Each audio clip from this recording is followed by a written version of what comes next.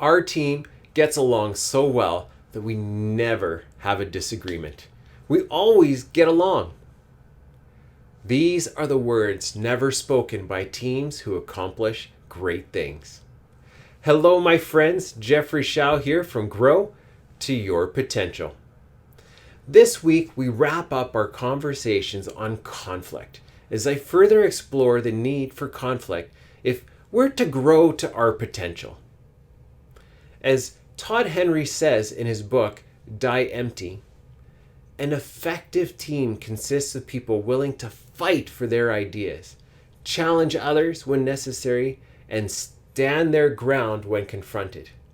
In the end, however, those same people must be willing to bend to the ideas of others and submit to the decisions made by the leader, knowing that they can't win every battle. Wow, that quote packs a punch. The point of this statement is that the best teams are willing to fight for their ideas while in the end still remaining a cohesive team that works together regardless of which idea won the day. Let's break this down and see how it works. The first part is an effective team consists of people who are willing to fight for their ideas. We all have ideas, but how often do we share what we're thinking with others? How often do you hold back, only wishing later on that you had said something sooner? So the first part of being an effective team is not only having an idea, but actually sharing it with others. I'm sure we can all agree that not all ideas that people share are good ones. That doesn't mean they shouldn't be shared, but it does mean that some ideas need to be challenged. This is the next step towards an effective team, which is challenging another person's idea. Note, this does not mean you challenge them or say that they are stupid or crazy. This is about challenging the idea itself, testing it for its merits, and seeing if there may be a better approach. This is going to involve some give and take. Just as you will challenge their ideas, they will also challenge yours.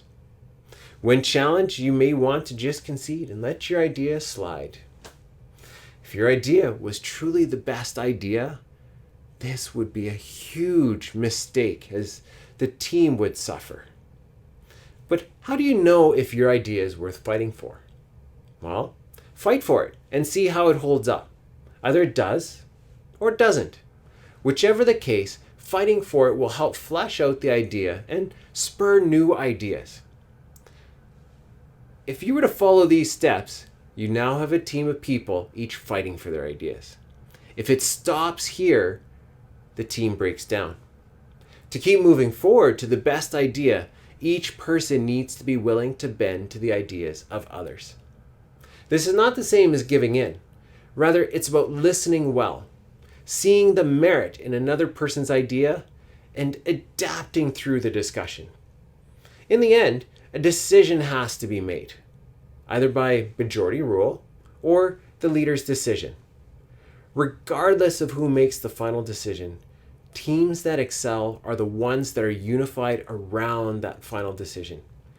Provided everyone presented their ideas and felt heard in the process, the team can follow through with confidence as they can rest assured that final decision will likely be the best decision with the information at hand.